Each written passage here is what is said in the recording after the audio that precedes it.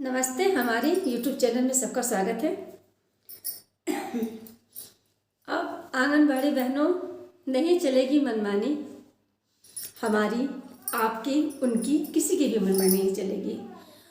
अब पोषण ट्रैकर आंगनबाड़ी बहनों पे स्वयं करेगी निगरानी।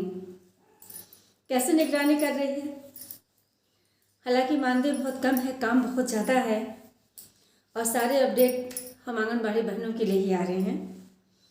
तो अभी 22.5 पॉइंट का वर्जन कुछ दिन पहले आया था, 2-3 दिन पहले। तो उसमें कुछ नए 5 बदलाव किए गए थे। इसके बाद हम लोगों ने जब कल मोबाइल को खोला पोषण ट्रैकर, तो वो खुल ही नहीं रहा था। नया अपडेट मांग रहा था, नया वर्जन मांग रहा था। फिर नए अपडेट में उसको हम लोग प्ले स्टोर पे जा कर के उसको हम लोगों ने डाउनलोड किया। जब डाउनलोड किया तो उसमें आ गया 22.6 का वर्जन। तो 22.6 में 3 नए बदलाव किए हैं, वो हम आपको बताएंगे। लेकिन बहनें ये जान जाइए कि जो बहनें मनमाना करती थी, आंगनवाड़ी केंद्र को एकदम वो समझती थी चलो जाएंगे नहीं जाएंगे, करेंगे नहीं करेंगे, घर से ही पोषण ट्रैकर खोल दिया, रिश्तेदारी में गई वहीं से खोल दिया, तो अब ऐसा नहीं चलेगा। आपका पोषण ट्रैकर तो खुल जाएगा, लेकिन आपकी उपस्थिति दर्ज नहीं होगी, आपका केंद्र बंद दिखेगा। आपके पोषण ट्रैकर पर तो लिखेगा कि केंद्र खुल गया, लेकिन लोकेशन ट्रैक करने के बाद सीधे आपका केंद्र बंद दिखाएगा। तो 22.6 में जो नए वर्जन हैं, उन बहनों के लिए तो कोई दिक्कत नहीं है जो एंजॉय करते हुए, मस्ती करते हुए अपने कार्य को करती हैं और अपना केंद्र नियमित खोल रही हैं, अपने बच्चों के साथ समय बिता रही हैं। उनके लिए चाहे 22.6 का वर्जन आए, चाहे 7 का आए, 8 का आए, 10 का आए, कोई दिक्कत नहीं है। उनके लिए मुश्किलें हैं, ऐसी बात नहीं है कि मुश्किलें नहीं हैं, लेकिन उतनी मुश्किलें नहीं हैं जितना कि उन बहनों के लिए है जो केंद्र को नियमित रूप से खोल नहीं पा रही हैं।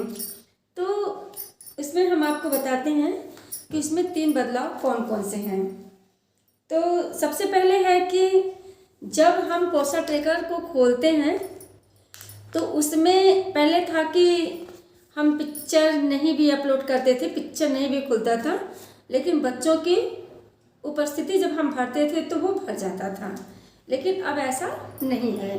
तो जब हम पिक्चर को लेते हैं तो उपस्थिति, बिना पिक्चर लिए उपस्थिति नहीं भर पाते हैं, जिसकी वजह से कुछ समस्याएं आ रही हैं।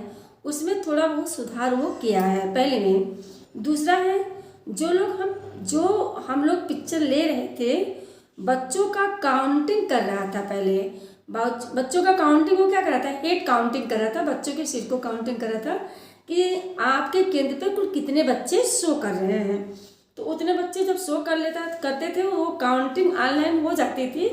इसके बाद आपका उपस्थिति वाला वो खुलता था, आप उतना ही उपस्थिति भर पा रही थी। तो उसमें भी थोड़ा बहुत जो प्रॉब्लम था, थोड़ा बहुत उसको सुधार हो किया है।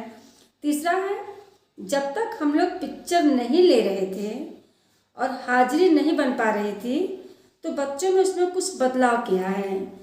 जो स्क्रिप्ट है उसमें आप लोग, उस स्क्रिप्ट में आप लोग जोड़ सकते हैं आगे बढ़ा करके। तो थोड़ा बहुत उसमें 22.6 में सुधार किया है, लेकिन बहुत ज़्यादा नहीं किया है। हम आंगनबाड़ी बहनों के लिए बहुत बड़ी समस्या है। जिस दिन केंद्र पे नहीं जाएंगे, बच्चों को नहीं दर्शाएंगे, बच्चे का हेड काउंटिंग नहीं करेगा, तो उस दिन आपका केंद्र बंद ही दिखेगा।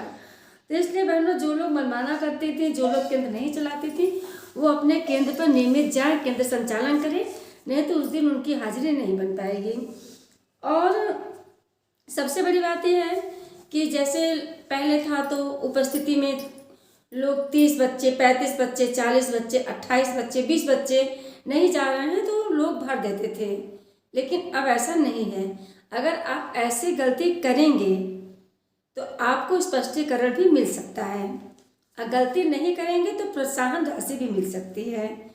तो इसलिए आप जैसे ही अपने पोषण ट्रैकर पर पिक्चर अपलोड करेंगे, उस पिक्चर अपलोड में आपके बच्चों की हेड काउंटिंग जितनी दिखेगी, 20, 10, 15, 11, तो आपको उन बच्चों की उपस्थिति भी उतनी ही भरनी है। ये ध्यान रखिएगा कि हमने पिक्चर जो अपलोड किया, उस पिक्चर में हमारे 10 बच्चे दिख रहे हैं, लेकिन हमने अपने पोषण ट्रैकर उपस्थिति में और सुबह के नाश्ता में 10 की जगह हमने 25 भर दिया तो 15 ऑलरेडी फॉल्ट दिखेगा। तो उसमें आपको स्पष्टीकरण मिल सकता है, क्योंकि पोषण ट्रैकर ही आपकी डायरेक्टली निगरानी कर रहा है। इसलिए आपके केंद्र पे अपनी सहायिका के माध्यम से, चाहे जैसे भी हो, आप अपने केंद्र पे अपने बच्चों की संख्या बढ़ाइए, अन्यथा बहुत बड़ी प्रॉब्लम हो सकती है। उपस्थिति में भी हो सकती है, हार्ट कुक में भी हो सकता है, बहुत सारी समस्याएं आएंगी। दाल तेल दलिया जो कुछ भी मिल रहा है उसमें सारी समस्याएं आ सकती हैं। इसलिए केंद्र पे बच्चों की उपस्थिति, बच्चों की संख्या बहुत ही ज़्यादा अनिवार्य है। तो ये ध्यान रखेंगे कि जब तक हेड काउंटिंग कर रहा है, हेड काउंटिंग के आधार पे ही आपको प्रोत्साहन राशि और स्पष्टीकरण दोनों मिल सकते हैं। तो आप अपना काम ईमानदारी से करिए। इसके बाद आप देखेंगे कि जैसे ही आप केंद्र पे अगर जा रही हैं, आपने केंद्र पे अपना जो है कि स्थान, आंगनबाड़ी केंद्र का स्थान जो है अपडेट किया है, तो वहाँ जाएंगे तो शो नहीं करेगा कि आप कितनी दूरी पे हैं, क्या है, कुछ भी नहीं शो करेगा, सीधे आपका आंगनबाड़ी केंद्र खुल जाएगा। लेकिन अगर आप अपने केंद्र पे नहीं हैं तो जैसे ही आप अपना पोषण ट्रैकर खोलेंगे तो उसमें सबसे पहले लिखिएगा कि अगर आप अपने केंद्र से 100 मीटर की दूरी पे हैं, 150 मीटर की दूरी पे हैं, 1.5 किलोमीटर की दूरी पे हैं, तो तुरंत लिख देगा कि आप अपने आंगनबाड़ी केंद्र से इतने किलोमीटर की दूरी पे हैं। इसके बाद लिखिएगा क्या आप छुट्टी पे हैं, पहला ऑप्शन है।